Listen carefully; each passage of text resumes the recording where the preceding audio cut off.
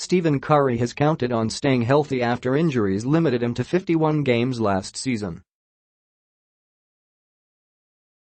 Everything was going according to plan for the Golden State star until Thursday night, Friday, Manila time. The two-time MVP left with a leg injury, and the Warriors were unable to recover in a 134-111 loss to the Milwaukee Bucks that snapped their 8-game winning streak. "He seems good to me. I've got to talk to him tomorrow and see how he's doing," teammate Kevin Durant said. "Hopefully he's doing well." Eric Bledsoe scored 7 straight points during Milwaukee's big third quarter and finished with 26. Giannis Antetokounmpo added 24 points, 9 rebounds and 4 assists as the Bucks handed the Warriors their first defeat at home this season. The two-time defending NBA champions were already missing All-Star Draymond Green and then lost Curry midway through the third. Curry strained the adductor muscle in his left leg and went to the locker room shortly thereafter. He did not return. Curry grabbed at his inner thigh after trying to contest Bledsoe's shot in transition at the 6:50 mark of the third.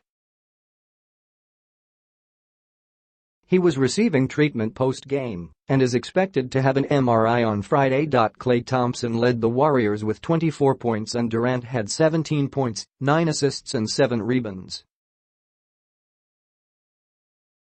Curry scored 10 points in his second straight game below 20 after getting at least 23 in every game previously, including 5 30-point performances and a 51-point outing in 3 quarters. He dished out 6 assists in 26 minutes. Warriors coach Steve Kerr said his players took the floor with mindless intent and then hurt themselves with foul trouble. "Sometimes you've got to get hit in the mouth in this league to remind you how hard it is to win a game," he said. Malcolm Brogdon scored 20 points and Chris Middleton had 17 points and 6 assists as Milwaukee, 9-2, won for the second straight time at Oracle Arena after a 116-107 victory on March 29. The Bucks outscored the Warriors 41-28 in the third and shot 65% inside the arc, 43 of 66 overall.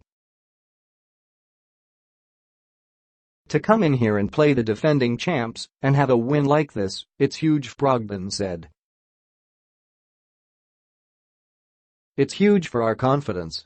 I think it sends a message around the league, but regardless we have to continue to play hard every night and play on both ends." Antetokounmpo had 19 points, 7 rebounds, 3 assists, a steal and a block by halftime as the Bucks led 64-51 at the break. Bledsoe hit back-to-back layups to put the Bucks ahead 84-64 midway through the third, then answered Curry's jumper with a three-pointer the next time down. DiVincenzo's basket at the 4:06 mark made it 93-69 and Kerr called a timeout. Jordan Bell had 4 points and 5 rebounds for the Warriors while moving into the starting lineup in place of Green, sidelined after spraining his right foot and toe in the first half of Monday's win over the Grizzlies. Golden State, 10-2, is still tied for the second-best start in franchise history behind the 2015-16 team that began 24-0.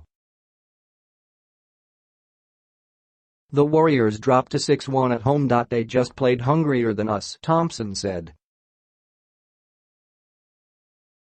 "It was just an ugly night at the office. Tip-ins. Bucks held a 46-38 rebounding advantage. Milwaukee made it to the free throw line 19 times and made 15 of those in the first half to a 7 of 8 showing at the stripe by Golden State.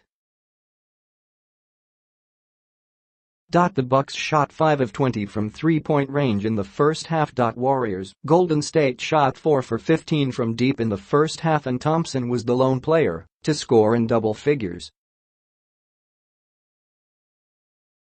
Bell made his 14th career start and first of the season. G. Sean Livingston missed his 6th straight game and 8th in the last 10 with a sore right foot. Andre Iguodala returned after sitting out Monday against Memphis as a rest day, checking into the game for the first time late in the opening quarter. Baron Davis of the 2007 We Believe Warriors received a roaring ovation when introduced and shown on the big screen 4:39 before halftime. Moment of silence. A moment of silence was held for victims of the mass shooting in Thousand Oaks. Cursetti is devastated for the victims and families in a horrifying shooting he read up on Thursday. Of taking time before the game to remember the victims, Carr is becoming accustomed to doing so. "We had one last week, and we're probably going to have one next week," he said. "That's the reality until we do something about it. It's beyond sad."